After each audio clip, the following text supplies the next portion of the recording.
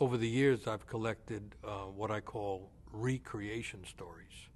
Not simply stories about creation, but stories of how the world recreates. And many of them are what I call folk myths.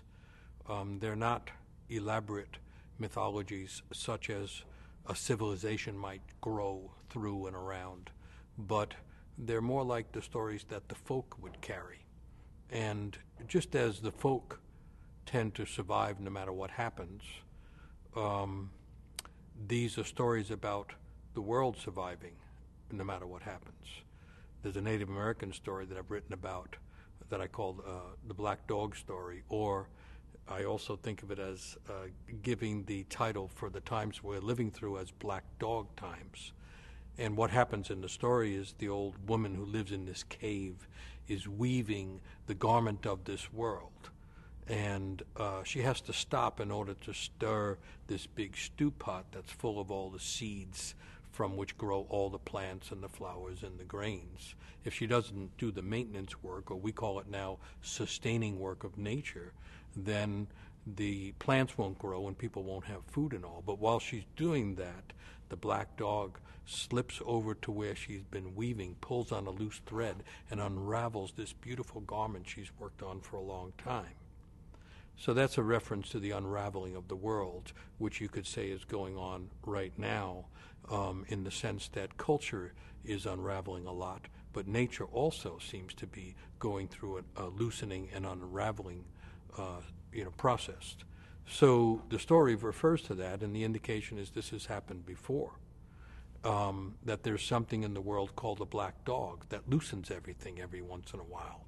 And the old woman comes back and sees all her work, all the beauty that she had been making is unraveled in a chaotic mess on the floor. And after a bit, she herself picks up a loose thread and begins to weave again.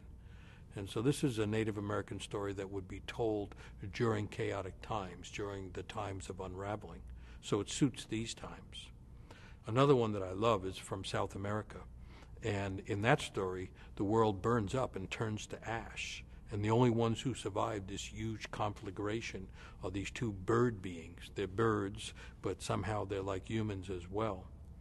One of them, in scouring through the ashes looking for food, finds a piece of charcoal, imagines it to be a drum, plays it as a drum, sings and dances with it, and through that effort, you could say, of creative arts, that effort of keeping the music of the world and the rhythm of the world going, a green tendril starts to grow from that piece of charcoal, and the fellow doing that, his name is Ikanchu, realizes he has to keep going with this dance in order to keep the green tendril growing.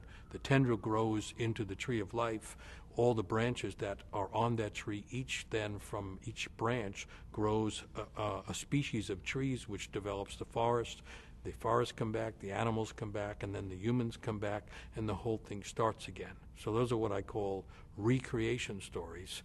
And from the stories, you can imagine that our job is to pick up a thread. We don't have to save the world.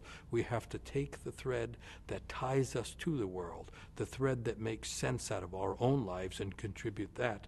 And by doing that, we contribute to the reweaving of the world. When we're not doing that, we could be participating in the dance of life. Even when the times get heavy, it's important to dance. As the native people say in southern Mexico, dance or die.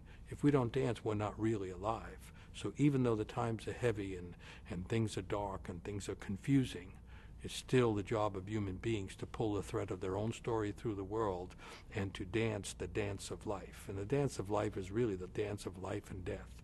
To be found dancing at the door of death, that's the job of humans. So at least mythologically, there's some suggestions of what to do, even as the times get more difficult and they get darker. There are these possibilities of participating in recreation according to the old stories. And as far as I'm concerned, I'm sticking with the old stories.